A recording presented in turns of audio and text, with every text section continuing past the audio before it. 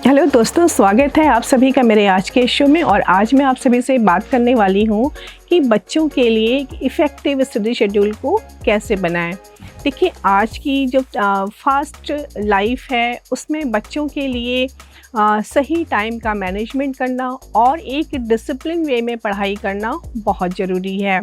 अक्सर पेरेंट्स की ये प्रॉब्लम होती है कि बच्चों का शेड्यूल कैसे बनाएं पढ़ाई का, कैसे इतना अच्छा शेड्यूल बनाएं कि बच्चे मैक्सिमम टाइम दे सकें, कितने घंटे पढ़ाई करें, कितनी देर का ब्रेक लें और कैसे उनके खेल के टाइम को उनको एडजस्ट करें। तो आज मैं आप सभी से बात करूंगी 5 ऐसे इजी स्टेप्स के बारे में जिसकी मदद से आप एक अच्छा स्टडी शेड्यूल तैयार कर सकते हैं। तो सबसे पहले हम ये जानते हैं कि स्टडी शेड्यूल ज़रूरी क्यों है।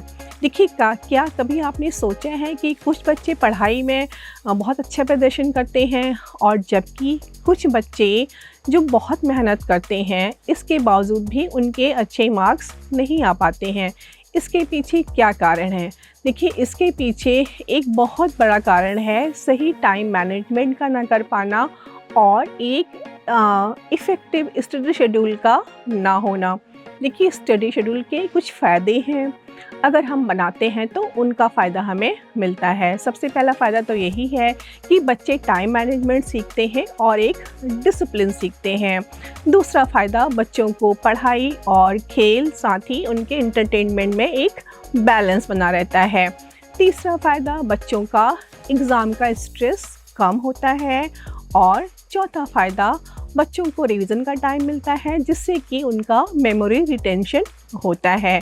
और पांचवा फ़ायदा कि बच्चे आत्मनिर्भर बनते हैं और एक रिस्पॉन्सिबिलिटी भी सीखते हैं। तो आइए अब मैं आपसे बात करूंगी कि क्या वो 5 स्टेप्स हैं जिसकी मदद से आप बच्चों के लिए एक स्टडी शेड्यूल बना सकते हैं। सबसे पहले तो बच्चे के रूटीन के अनुसार शेड्यूल बनाएं, क्योंकि हर बच्चा अलग होता है दूसरे बच्चे से। कुछ बच्चे सुबह पढ़ना पसंद करते हैं तो कुछ बच्चे रात के समय पढ़ना पसंद करते हैं। उस समय उनको कम डिस्ट्रैक्शन लगता है और वो पूरा फोकस कर पाते हैं।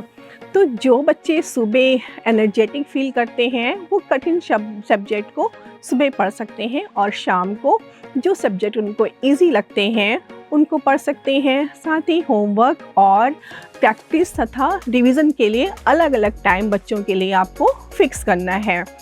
दूसरा स्टेप है पढ़ाई और ब्रेक का एक बैलेंस बना के चलना।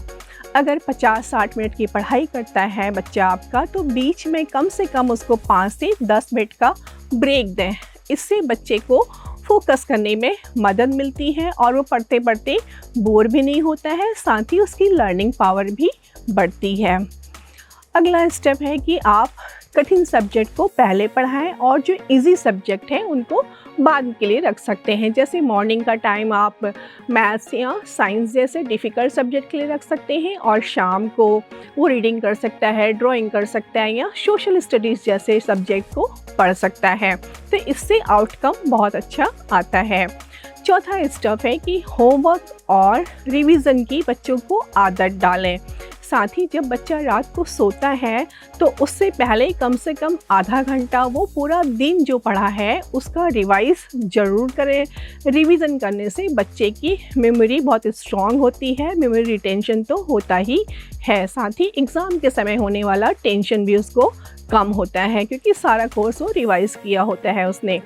पांचवा स्टेप है बच्चों की नींद का ज़रूर ध्यान रखें। उनकी फ़िज़िकल एक्टिविटीज़ और उनके एंटरटेनमेंट का ध्यान रखना बहुत ज़रूरी है।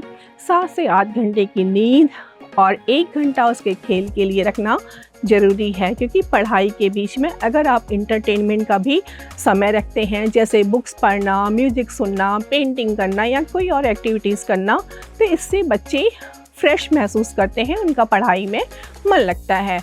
अब प्रश्न उठता है कि पेरेंट्स का क्या रोल है। देखिए, पेरेंट्स को चाहिए कि बच्चों को वो मोटिवेटेड करते रहें, उनको पॉजिटिव बातें बोलें। और दूसरी बात, जब बच्चे थकान या स्ट्रेस महसूस करते हैं तो उनको रेस्ट करने के लिए वो ज़रूर टाइम दें, हर वक्त पढ़ने के लिए ना कहें। साथ ही जिस वक्त बच्चा पढ़ रहा हो उसके टाइम पर उसको डिस्टर्ब ना करें। घर के माहौल को एक ऐसा शांत वातावरण के रूप में बच्चे को दें जिससे बच्चा अच्छी तरह से पढ़ाई कर सके, उसका ध्यान भटके नहीं।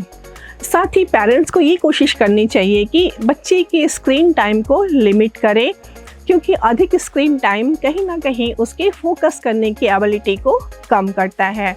तो मैंने आज जो आपको 5 स्टेप बताए हैं, इन स्टेप्स की मदद से आप अपने बच्चों का एक इफ़ेक्टिव स्टडी शेड्यूल बना सकते हैं, जिससे कि आपके बच्चे का जो भी वो पढ़ता है उसका आउटकम बहुत अच्छा आता है। तो दोस्तों, आई होप आज मैंने जो स्टेप्स आपसे शेयर किए हैं वो आपको ज़रूर मदद करेंगे आपके बच्चे के स्टडी के शेड्यूल को बनाने में।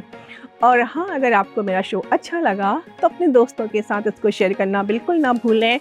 और अगर आपके मन में कोई ऐसा विषय है जिसके बारे में आप चाहते हैं कि मैं अपने शो में चर्चा करूं, तो प्लीज़ मुझे कमेंट में लिख के ज़रूर बताएं।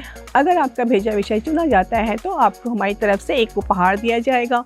तो फिर मिलती हूँ आपको अपने अगले शो में एक और नए इंटरेस्टिंग विषय के साथ।